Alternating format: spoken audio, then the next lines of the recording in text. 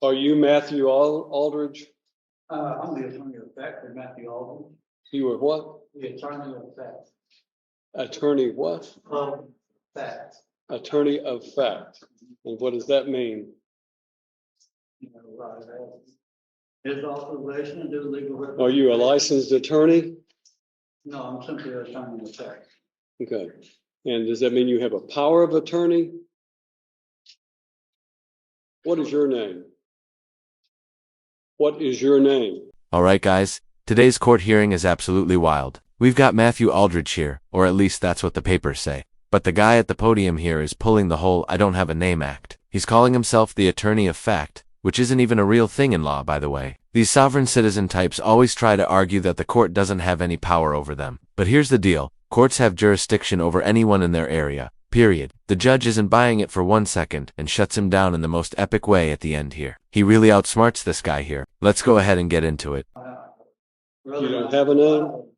Pardon? I'm the attorney of fact for the respondent mayor. Well, let me explain to you. Only an attorney at law can stand in court and represent a criminal defendant.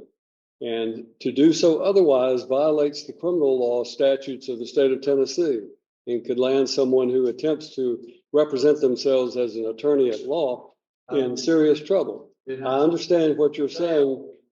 I understand you're saying an attorney in fact. And what I want you to understand is that if you have a power of attorney, then you need to demonstrate that power of attorney. Do you have a legal document called a power of attorney? No, I do not at this time. Okay. Then you don't have any authority to act on behalf of Matthew Aldridge in this court.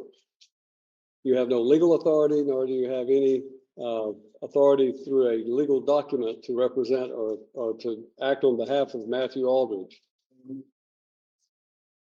Why don't we court just let me file this document? Show it to the bailiff and he'll show it to me. Apparently there's a copy here. I mean, it's one thing here. The guy is claiming to be an attorney, in fact, and to back it up, he literally just handed the judge some paper. And I know you guys didn't get to see it because it was kind of a slow part here, but the paper basically quoted a made-up law that supposedly gives him the right to represent the person, Matthew Aldridge. And for those wondering, real attorneys have to be licensed by the state and follow actual legal procedures. None of this DIY kind of honest single piece of paper legal fantasy stuff here, you know? Sovereign citizens like this guy love to argue about jurisdiction as if declaring themselves above the law actually works. And spoiler, it doesn't. The courts rely on well-established laws, not imaginary ones, and the judge here is not here to entertain this nonsense. Honestly, is this whole sovereign citizen thing becoming more popular, or am I'm just unlucky enough to keep stumbling across these bizarre cases? Let me know in the comments. Neil Aldridge has failed to appear personally in this court for the plea day on his case, which is set for trial tomorrow. And as a result, you have no standing, sir, under what I know what you're trying to do is to try to use the sovereign citizen approach to this situation. And I'm simply telling you that you do not have the right to represent Matthew Neil Aldridge. If you are, in fact, Matthew Neil Aldridge, then you need to say so and stop this nonsense, because what you're attempting to do has no legal effect. You cannot challenge the criminal law or the jurisdiction of this court by simply filing some legal mumbo jumbo having to do with civil litigation. That has civil litigation in it. It is not a criminal case that you have cited. So it has no effect on this court regarding the criminal statutes of this court. This court is empowered under the Constitution of the United States of America and the Constitution of the state of Tennessee, and by the duly elected citizens of Cheatham County to empower and enforce the laws of the state of Tennessee. And that is what I'm going to do regarding Matthew Lynn Aldridge. Mr. Aldridge is set for today to appear in court personally on what we call our last plea day before his trial date tomorrow. Is that an Article 3 trial? To what? Will that be an Article 3 trial? A trial by jury with jury? It would be a trial by jury. Certainly it would be. But I don't know who you are. And I don't think you have any authority if you are not Matthew Lynn Aldridge to appear before this court, and you're wasting valuable time to all of these other citizens who are here today. So when I'm talking, you stop talking. No, you will when I'm finished talking. You are wasting the court's time by doing this, and I'm just simply instructing you that if you are in fact Matthew Lynn Aldridge, then this is your last day to settle your case. The trial date is set for tomorrow, and unfortunately, it will not go forward because of the fact that I have a conflict and I have to be in Stewart County on a civil matter. So we're going to assign a new trial date for Matthew Lynn Aldridge.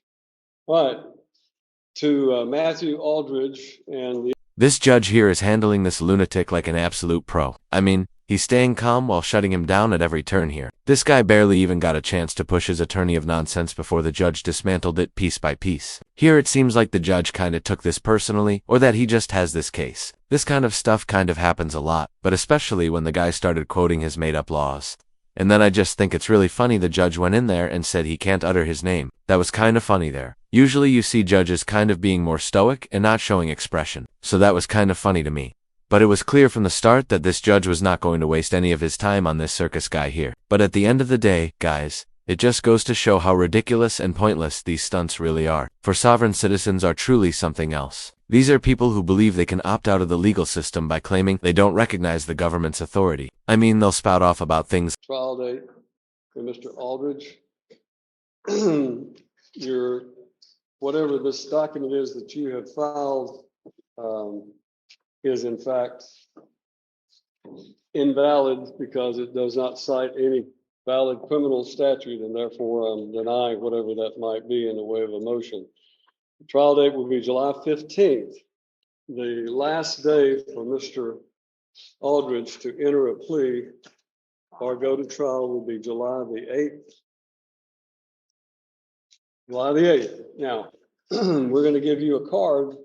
If you are in fact Matthew Aldridge and you're just playing games with the court regarding this nonsense that you filed, then you may get this card and you may go on about your business.